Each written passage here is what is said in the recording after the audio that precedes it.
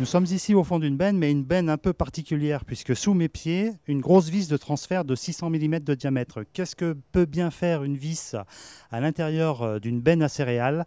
Eh bien, pour avoir la réponse à cette question, je vous propose de rejoindre à l'extérieur de ce transborder Nicolas Hemstetter, donc, qui est responsable marketing chez Horsch. Alors, monsieur Hemstetter, qu'est-ce qu'un transborder? Alors un transborder peut être vu en fait comme une interface entre l'engin de récolte et le bord de champ. Quels sont les bénéfices d'un transborder comparativement à une benne classique? Alors il y a des avantages à différents niveaux. Le premier, au niveau de la chaîne de récolte en elle-même, c'est que la moissonneuse-batteuse ne s'arrête jamais et a de ce fait un gain de productivité de 30%. Ces bénéfices de 30% que vous annoncez par exemple, est-ce que vous les avez vérifiés véritablement au champ sur une exploitation agricole? Alors c'est un chiffre qui a été revérifié sur les structures, que ce soit en Allemagne de l'Est, mais également en France, sur différents entrepreneurs. Très bien, alors gain de productivité pour la moissonneuse-batteuse, mais encore? Alors de l'autre côté, c'est ce qui se passe en bord de champ. Nous avons un outil qui vous permet de se déplacer rapidement entre l'engin de récolte et le bord de la parcelle, mais également qui a un temps de vidange rapide. Donc ça, c'est quelque chose qui va permettre au transbordeur de revenir rapidement à la moissonneuse-batteuse.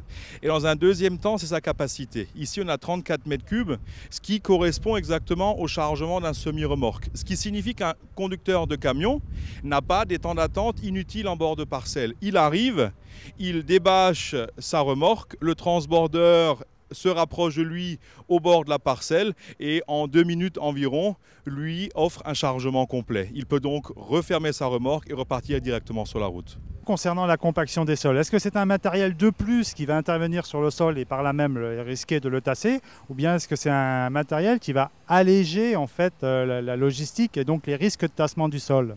Alors c'est un matériel qui, dans 2 dimensions, va permettre en fait de réduire la pression que je vais exercer au sol. Alors d'une part, en standard, un Titan chez Horsch est équipé d'une montre de pneumatique large, donc de 90 cm de large, de plus de 2 mètres de diamètre, donc en basse pression, avec un essieu télescopique. C'est-à-dire au champ, la largeur externe de l'essieu sera de 3,55 m. Ce qui vient d'une part de stabiliser l'engin lors de déplacements rapides, mais également de répartir la charge en dehors de la voie du tracteur. Et ici, on a un matériel à chenilles. C'est un matériel qui sera commercialisé en tant que tel? Alors ça, c'est une étude à l'heure actuelle. Vous avez un outil qui est exposé derrière nous, également pour essayer de rationaliser la pression au sol, en particulier dans les conditions humides.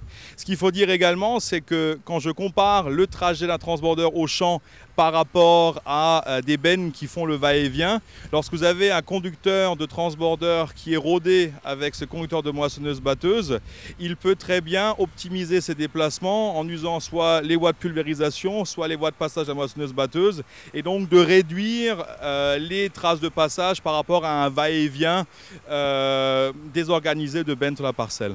Vous nous avez parlé des bénéfices. Est-ce que vous pouvez nous dire quel est le coût de la machine qui est exposée ici derrière nous, ou nous donner quelques indicateurs en fait de la rentabilité d'un transborder sur une exploitation agricole? Alors l'outil tel qu'on l'a derrière nous coûte entre 60 et 70 000 € selon les équipements.